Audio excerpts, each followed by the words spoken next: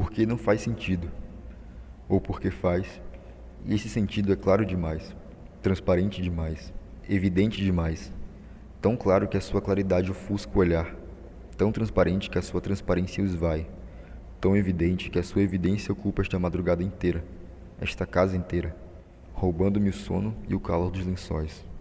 Porque não faz sentido, é o que escrevo. Descobrindo-me errado, descubro que estou tentando me eximir de algo, redimir uma culpa qualquer, ocultar uma responsabilidade. Devo dizer, se vou contá-lo, que o episódio nada tem de remoto, nada tem de inexplicável, nada tem de absurdo. Pelo contrário, é o episódio dos mais óbvios. É sua patente obviedade o que faz dele mais hediondo. É por ser tão banal, tão corriqueiro, ocorrência trivial em cada urbe do mundo inteiro, que o episódio adquire um estranho status de atrocidade. Eu que aqui me concedo a insônia, o silêncio e a noite alta. Eu entre paredes rígidas em meu escritório confortável. Eu sobre o foco desta luz pálida que me banha os braços. Esta luz que lava minhas mãos ávidas sobre o teclado. Quero falar da desgraça do mundo, e temo acabar falando apenas da minha própria, tão comezinha desgraça. Vínhamos, se posso contá-lo, e se ao contá-lo não me arrego nenhuma exclusividade. Vínhamos, ela e eu, deslizando pelas ruas com os vidros fechados. Estávamos contentes, éramos felizes. Vínhamos léspidos, distraídos, assoberbados. Nos comprazíamos com a mais recente aquisição para a nossa casa. Duas poltronas bonitas e acolchoadas, com que logo mobiliaríamos esse mesmo escritório onde agora me encontro. Este espaço vago, escavo de sombras que se alongam às minhas costas. A ocorrência surgiu à espreita no vermelho do semáforo e sem tanto querer interrompeu nosso uníssimo diálogo. Queria poder dizer que o primeiro que notei foram seus olhos, os olhos opacos dos que sofrem, os olhos que escondem o sofrimento atrás de sua opacidade, os olhos órfãos de todo brilho, de toda espera, de todo afeto, os olhos de miserável. O primeiro que notei, no entanto, foram os passos trôpegos que se aproximavam, a instabilidade de suas pernas e de seus braços, o corpo a tombar para a frente, pé ante pé, em solavancos disformes, na iminência indesejável de sua abordagem. Por instinto, alguém dirá, mas estou certo que o instinto não tem nada a ver com essa história. Por instinto, levei a mão ao botão indicado e verifiquei se as portas estavam trancadas. Travei-as de novo, compensando o ato audível de hostilidade com a abertura de uns poucos centímetros da janela automática.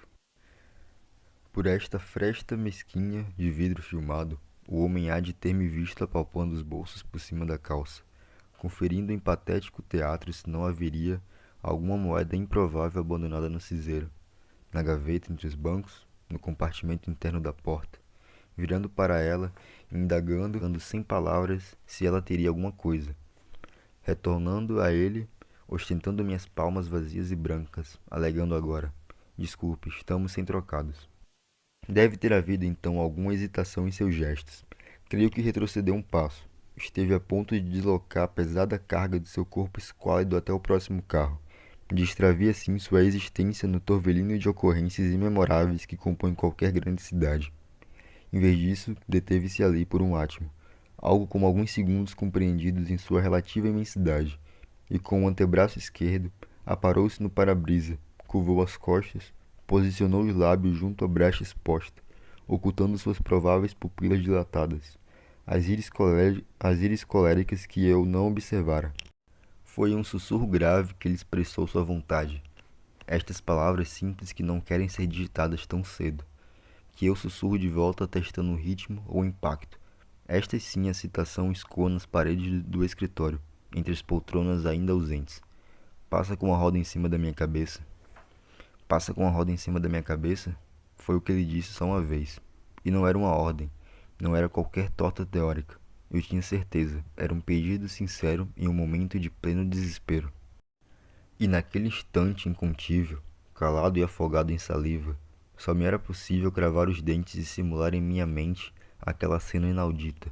Por um segundo apenas, o homem estirando-se a sarjeta, empapando seus trapos na água suja da valeta, colando a orelha no piso, espremendo as celhas e aguardando a roda que viria esmagá-lo sem piedade nem tristeza.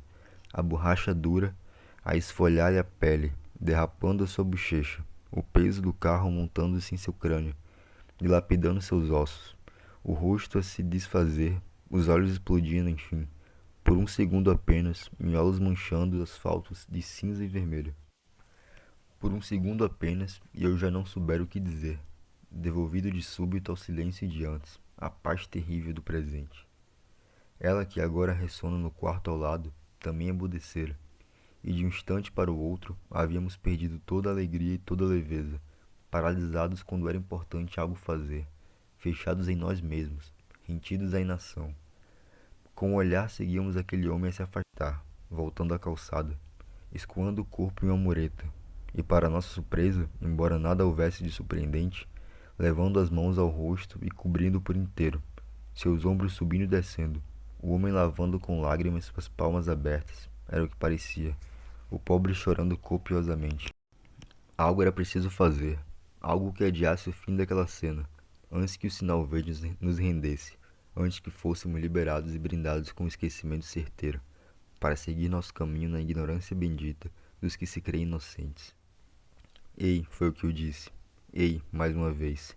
E quando esperava que ele reagisse, tirei do bolso minha carteira e decidi, sem o saber, que seria generoso, que em uma absurda finança dos afetos, se antes eu não pagara R$1 por seu tropeço, agora deveria pagar por suas lágrimas ao menos 10.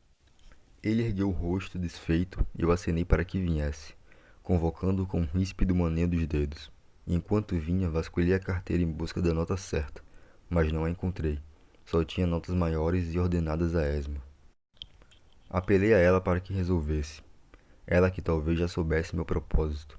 Ela que deveria mimetizar em seu corpo e sua mente cada um dos meus atos e pensamentos, porque éramos ou deveríamos ser iguais ou mesmos em circunstâncias como esta. Mas isso não pensei. Quanto a isso, não me equivoquei naquele momento. Tem 10, eu lhe pedi, e ela negou com a cabeça, expondo de novo as suas delicadas palmas de brancura inconstante. Deve ter havido então alguma hesitação em meus gestos. Devo ter titubeado um instante, confesso, como se procurasse impossível solução matemática para um problema, e do impossível a solução bastou um rompante de largueza. Toma, vê se como alguma coisa. Foi o que eu lhe disse, e sem muito me arrepender, forcei entre seus dedos constritos uma nota de 20. Partimos, mas dessa vez partir não nos proporcionou o alívio costumeiro, não nos restituiu o frescor pretérito. Desta vez pagar e partir não nos exonerou daquele peso. Íamos mudo agora pela larga avenida cruzando a metrópole, indiferente, os dedos apertando o volante, ou a saia, ou as coxas, os dentes ainda cravados e os olhos voltados sempre para frente, para o asfalto, sem enxergar um palmo além do que lhes fosse preciso. E se o próprio dos olhos não fosse olhar e sim chorar? Essa pergunta me sobreveio, mas sem que eu visse, as lágrimas já começavam a se acumular em minhas pálpebras, a umedecer minhas córneas há tanto tempo estéreis.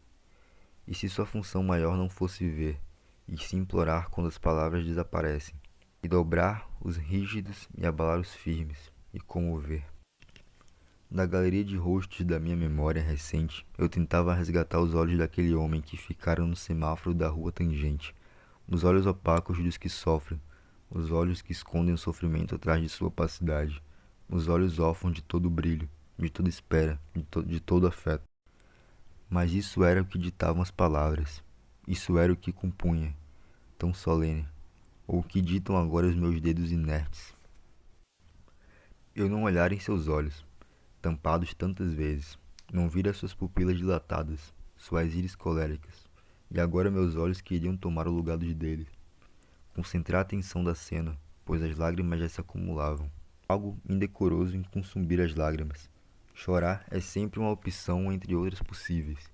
É a mais apelativa, a mais histérica. Eu não desviava o olhar e evitava ao máximo virar o rosto para ela. Não queria que ela me visse abatido por este instável sentimento. E não dizia nada por medo de que a voz engastasse na garganta, por receio de perder o tom e me mostrar fraco, emotivo, complacente. Ou era isso que eu desejava em meu íntimo? Que ela intuísse minha emoção tão discreta, que ela se impressionasse com minha humanidade. e por uma mísera ocorrência, apenas pela aparição demasiado comum de um mendigo em condição abjeta. Ou era isso que eu desejava em meu íntimo? Que ela intuísse minha emoção tão discreta, que ela se impressionasse com minha humanidade, e por uma mísera ocorrência, apenas pela aparição demasiado comum de um mendigo em condição abjeta. Mas como chorar naquele momento? Como deixar que aquele pranto suave me envolvesse e garantir que ela soubesse, sem que com isso a constrangê-la? Chorar, eu aprendera, é sempre intimação à cumplicidade contrafeita. É sempre um pedido irrecusável de atenção, uma solicitação estridente que, se ignorada ou insatisfeita, não pode senão revelar a instabilidade alheia, sua tão condenável frieza. Olhá-la com meus olhos lavados de lágrimas seria obrigá-la a me acompanhar na tristeza, seria forçá-la a uma comissão involuntária. Claro que sua quietude persistente podia significar que ela já se enternecera, que seus sentimentos coincidiam com os meus desde o início, que o episódio alcançara esta ressonância tanto em mim quanto nela. E nesse instante, assim, poderíamos enfim virar o rosto e confrontar nossa mútua condolência, e consolar nossa bondade desvalida, e nutrir nossa ânsia comum por um mundo diferente. Mas eu não podia ter certeza. De qualquer modo, talvez não precisasse dela para apreciar a beleza daquela sequência. Sim, a beleza. Eu percebia me horrorizando em destempo. Eu mesmo já me comovia com minha empatia pela dor alheia, me alegrando de entristecer, me consolando com minha própria tristeza. Depois me dava conta do contrassenso e tudo se invertia mais uma vez. Minha culpa pelo consolo. Depois me dava conta do contrassenso e tudo se invertia mais uma vez. E, e em mais alguns segundos convertia-se em consolo a culpa pelo consolo e em alegria a tristeza pela alegria. Estava parado em um semáforo mais adiante quando percebi que o asfalto já não absorvia meu interesse e que os olhos que eu fitava pelo espelho não eram os dela, e sim os meus, olhos úmidos embebidos em destempero, mas carentes de qualquer sofrimento. Eu não sofria nem quando afrontado pela extrema pobreza. Só podia então me condenar pela falsidade dos meus eleios, por me entregar a tamanha insensatez, pela imoralidade com que eu reagia a uma cena de absoluta dureza, a dor do outro, sua miséria. Chorar uma hora dessas, chorar imerso em pensamentos tão repreensíveis, que volúpia descarada, quanta disfarçatez. E mesmo me condenando, eu não me absorvia, pois condenar meu pranto, minha envergonhade desfeita, era cometer o pior dos crimes naquela noite que começava a nascer. Pior que imaginariamente passar com a roda em cima da cabeça daquele infeliz. Condenar meu pranto era condenar também o pranto dele. Era denunciar sua falsidade, sua histéria, sua indecência.